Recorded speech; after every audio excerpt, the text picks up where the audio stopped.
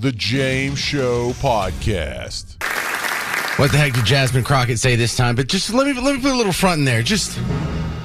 We get these little audio gold nuggets just over and over and over from just a handful of people. And I just really want to thank them for their contribution.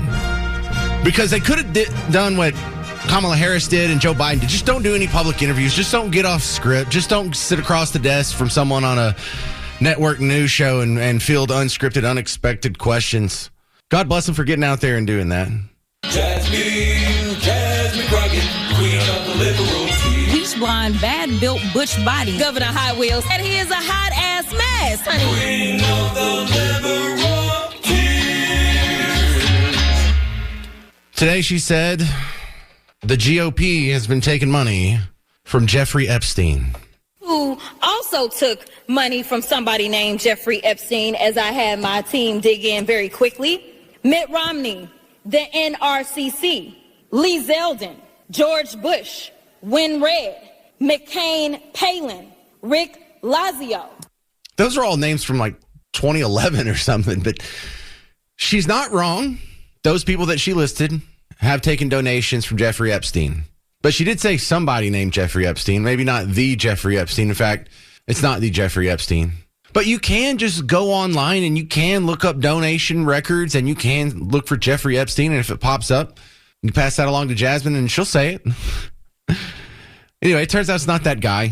In fact, some of the donations that they were pointing to were made after the Jeffrey Epstein died. I think most of them were from this ophthalmologist in Denver or something. God bless CNN for actually calling her on it. You mentioned Lee Zeldin there. He's now a cabinet secretary. He responded and said it was actually a Dr. Jeffrey Epstein, who's a doctor that doesn't have any relation to the convicted sex trafficker. Unfortunate for that doctor, but that is who donated to a prior campaign of his. Do you want to correct the record on the people that... Listen, I never said that it was that Jeffrey Epstein, just so that people understand when you make a donation, your picture is not there. And because they decided to spring this on us in real time, I wanted the Republicans to think about what could potentially happen because I knew that they didn't even try to go through the FEC. So my team, what they did is they Googled, and that is specifically why I said a Jeffrey Epstein. Unlike Republicans, I at least don't go out and just tell lies. Because it was not the same one, that's fine. But when Lee Zeldin had something to say, all he had to say was it was a Jeffrey Epstein. He admitted that he did receive donations from a Jeffrey Epstein, so at least I wasn't trying to mislead people. No. Now, have I dug in to find out who this doctor is? I have not. So I will trust and take what he says, is that it wasn't that Jeffrey Epstein, but I was not attempting to mislead anybody.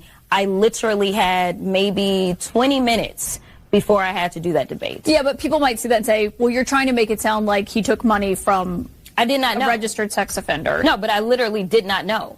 When you search FEC files, and that's what I had my team to do, I texted them and I said, listen, we're going up. They are saying that she took donations. Right, but someone might say, well, your team should have done the homework to make sure it wasn't the convicted sex trafficker. Within 20 minutes, you could not find that out, not from just doing a quick search on FEC. So, number one, I made sure that I was clear that it was a Jeffrey Epstein, but I never said that it was specifically that Jeffrey Epstein because I knew that we would need more time to really dig in.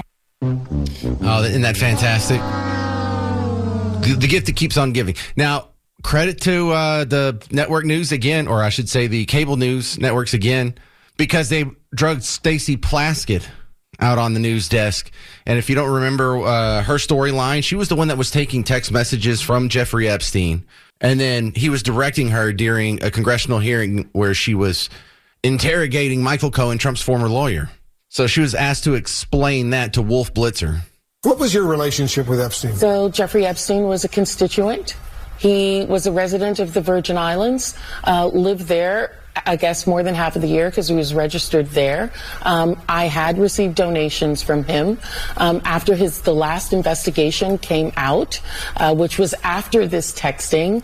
I gave any donations that I had previously received from him to women's organizations and did not have any contact with him. But like many constituents, individuals get your phone number, they text you about issues, they speak with you. I have spoken with him about issues that are relevant, things that are going on in the Virgin Islands and elsewhere around the country. And then she's asked, why did you even initiate text with him? Now, remember, this hearing is in 2019. This is after he's already been arrested and jailed in Florida, like in 2006. He's already done some time. There's already been a big write-up in the Miami Herald about this guy. It's public knowledge. Why? And she's initiating text with him. Why? Right, but on that day that we're talking about, you initiated the text exchange at 7:55 in the morning. So why were you even texting with Epstein at the time? He was a known sex offender then. Sure. I explain to people I've been a prosecutor for many years, and there are a lot of people who have information that are not your friends that you use to get information to get at the truth. Yeah, I was just using him for information. That's the ticket. But remember that question. Why did you initiate the text? She did. We have the timestamps on it. We know. Jasmine Crockett was asked about it because these two are buddies. They were, in fact, Stacey Plaskett was sitting next to Jasmine Crockett when she lied about Republicans getting money from Jeffrey Epstein. But real quick, here's her defense of Plaskett. Take her off of her committee because he decided to text her. Stacey didn't initiate that chain. Jeffrey initiated that chain, and she took the information. Just like if somebody texts me. Yeah, but she was responding and saying, what are you talking about? Quick, I'm up next. And then her questions were about Rona. But she said Epstein initiated it. And here's evidence contrary. Again, CNN, go. Right, but on that day that we're talking about, you initiated the text exchange at 7:55 in the morning. See, they're just lying all over the place. One more, I got to give Steven Crowder credit. He's a Dallas space guy, so you might hear this anyway. But he put the two and two together. Stacey Plaskett was next to Jasmine Crockett when she lied about GOP taking Epstein money. Here's the irony. Stacey Plaskett, who's sitting next to her in that video, she took campaign donations directly from the actual Epstein in 2016. Well, she wasn't on the list. And she was also caught texting Epstein for direction advice during the 2019 Michael Cohen hearing. So that person right there has more of a connection than someone who had a doctor named Jeffrey Epstein donate to his campaign. And by the way, I would imagine that is amongst the most common doctor names. There you go. My guest now, Dr. Bo Kabbalah, is back on from Tarleton State University. And let's look at Texas first here. Governor Abbott declared a Muslim Brotherhood and CARE to be terrorist organizations a couple days ago. And then he added a little bit to the fire. He announced some investigations. And then he said on Hannity last night, and I hate to just jump so fast. We just have a lot to cover today. He said on Hannity that there are Sharia courts in Dallas. Are there really Sharia courts in the great state of Texas? God bless Texas. Is that real? Sean, it is real. We know of at least two that exist in the Dallas area. We're looking broader in Dallas County as well as Collin County, which is right next to Dallas. And that's why I sent the letter to officials both in Dallas and Collin counties to urge them to take action to root out any Sharia courts. And I am deploying the Texas Department of Public Safety to also root out any Sharia courts anywhere in the state of Texas. To be clear, the Texas Constitution does not allow Sharia courts or Sharia law. Texas statutes have banned Sharia law, and we are going to pursue this until we purge any attempt to impose Sharia law in Texas. Dr. Bo, that was all news to me. I had no idea we had Sharia courts. Well, and thank you for having me on, James. I think the governor, in speaking to these dynamics of informal power and what's happening on the ground, I agree with him that it's important to take every precaution, and I applaud his leadership generally. So, these are intense but important developments. So, where does the law draw the line between people adjudicating their disputes in whatever way they see fit and a Sharia court? Well, and without speaking to the specifics of Islamic law, people forget sometimes the governor in Texas does have some very broad powers. I mean, he's got police power. Executives of the state of Texas have declared martial law. So I think, yes, the details of the law are important. And when there's really broad questions of public safety, the governor does have some pretty broad powers in Texas. All right, let's jump out to national politics here. And it's not even really politics. Well, I don't even what you would classify the Epstein list as, but it has this political path to go through. It got through the House. It got through the Senate. Now, I understand that they can't just flat out release everything without some kind of redactions in there. Because, part of it has, child pornography if the reporting is correct. So the skepticism comes, is it going to be so redacted it's worthless? Yeah, and I don't think so. And look, let me say, President Trump, in focusing on policy and not politics here over the last few months. I mean, my old boss, Haley Barbour, used to say, good policy is good politics. So he's been working on reopening the government and getting a Gaza peace deal. Jeffrey Epstein isn't getting any debtor. And when the Justice Department and the FBI decided in July not to release everything, it was precisely for this reason. Do we really need to be flooding the public square with hundreds, if not thousands of hours of child pornography? And the president agreed at that time that was not the way to go. Now he's proven to be a responsive leader. He's hearing Congress and listening to the women. And so we are going to see some redactions to protect identities of victims. Now, clearly the law, but this took a while to work out, says reputational harm is not to be a consideration. So if you're a foreign leader or somebody in the U.S. who was involved, names won't be redacted just to protect reputation. But this has been a process. It's taken a while to work out, and I applaud the president for his leadership. We're talking with Dr. Bo Kabbalah from Tarleton State University, and you sound like it's going to come out. But what's your timetable on that?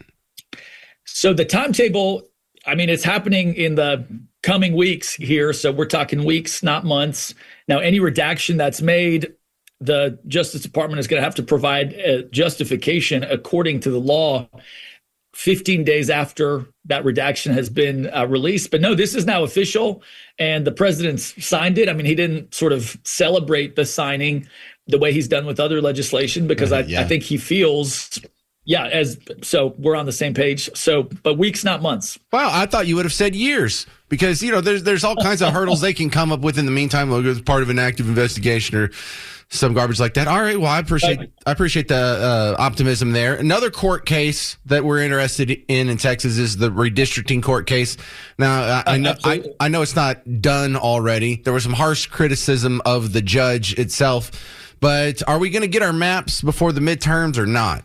Well, and that's such an interesting decision that this three-judge panel in El Paso just handed down the district court. And the attorney general is appealing this case of judicial overreach, is how I see it. Now, because of the kind of issue that it is, the appeal goes straight to the Supreme Court. So I would say the jury's out on that. I mean, the Supreme Court again and again has said partisan gerrymanders, party-related redraws of maps are totally permissible. I haven't seen any evidence to suggest that the redrawn maps in Texas, the most recent ones, that was racially motivated. So I'm not surprised to see David Guatemala on the three-judge panel sort of come down on this side. He's a Barack Obama appointee. The senior judge, who's a Reagan appointee, affirmed that there is no problem with the maps. So I think Ken Paxton is appealing this right away, and I certainly hope that we can use the new maps, because I haven't seen any evidence of racial animus. Dr. Bo Kabbalah, Tarleton State University, thank you for your time, sir.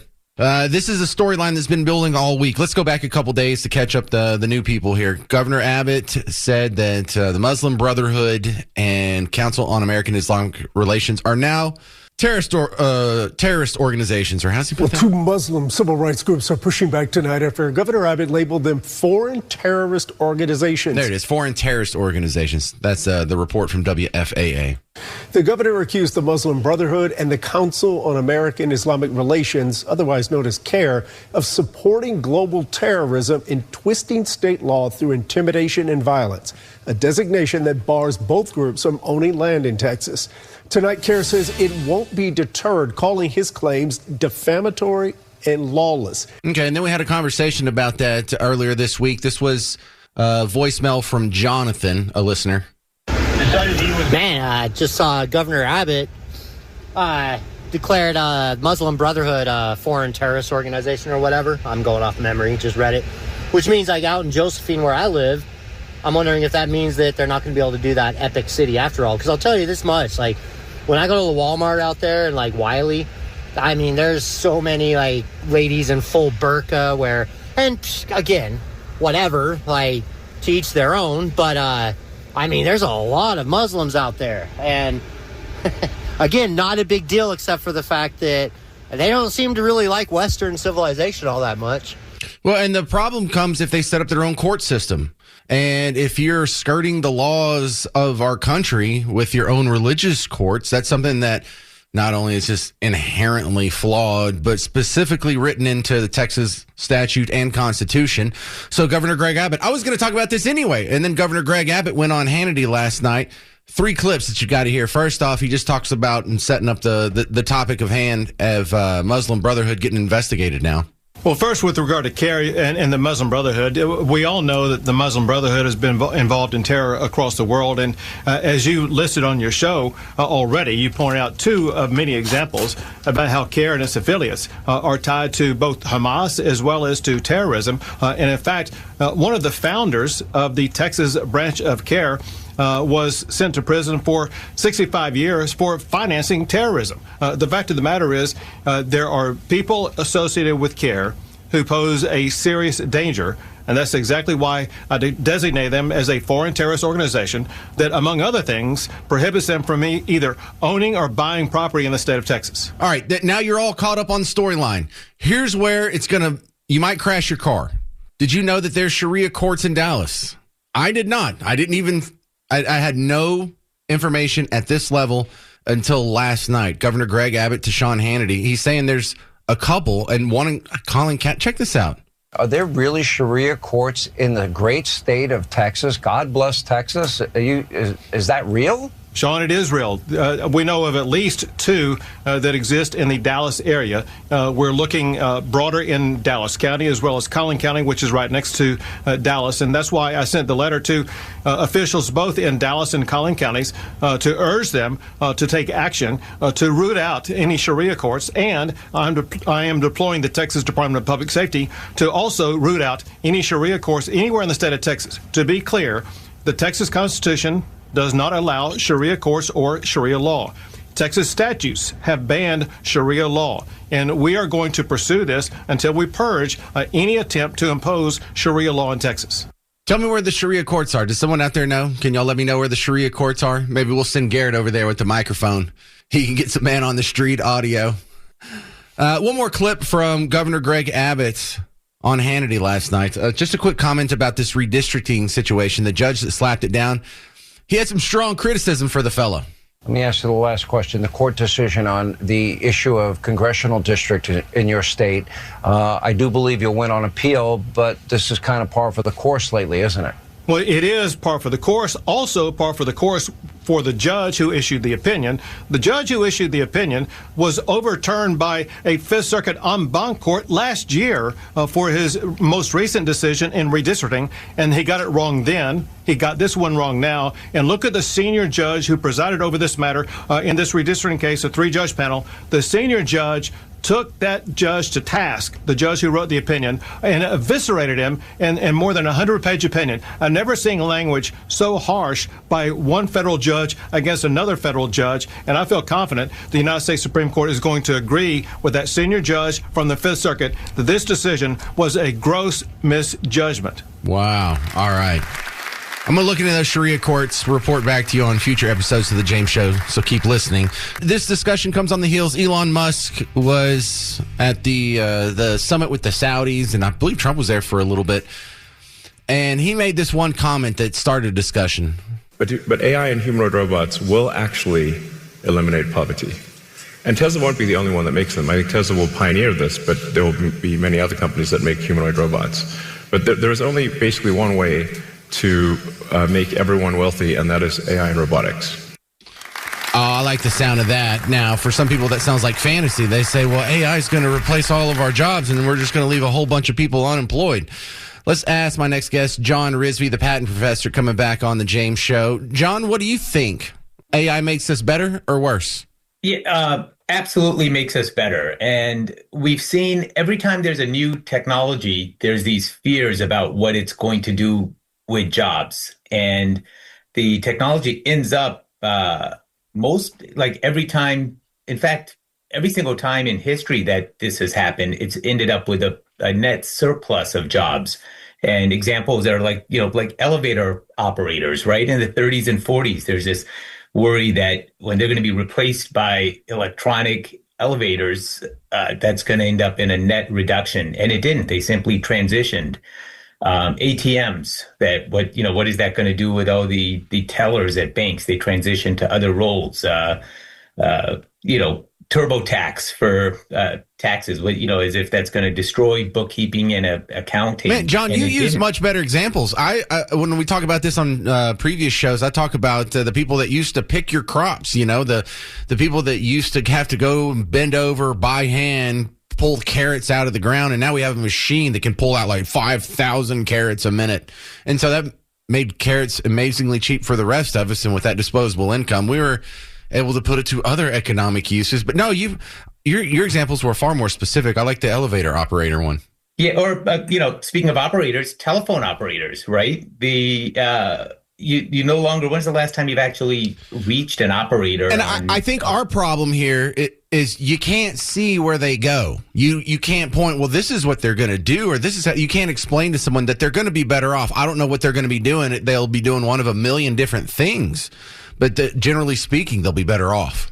They will be. But one fear is that you do have a lot of experts saying that you're not going to be replaced by AI, but you will be replaced by somebody that uses AI. And naturally, that causes a lot of apprehension because nobody wants to be replaced by someone that uses AI. And that's why there's this, I guess, almost avalanche of courses and gurus and coaches and everybody attempting to purport to teach people how to use AI.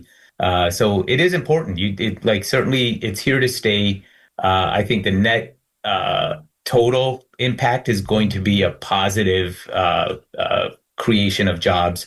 However, that does not mean that there's no fear in individuals, because if you are that elevator operator, you really don't care what's going to happen with the total number of jobs. You're worried about yours. And you're like, okay, so where am I going to go? The same thing when, if a doctor in the hospital says, I've never, it drops your baby. And then they say, I've never dropped another baby in 25 years. You say, that's great, but you dropped mine. And that's ultimately where the fear is coming from. So if you're looking on a macroeconomic standpoint, like how's the economy going to do? How's the overall workplace going to fare?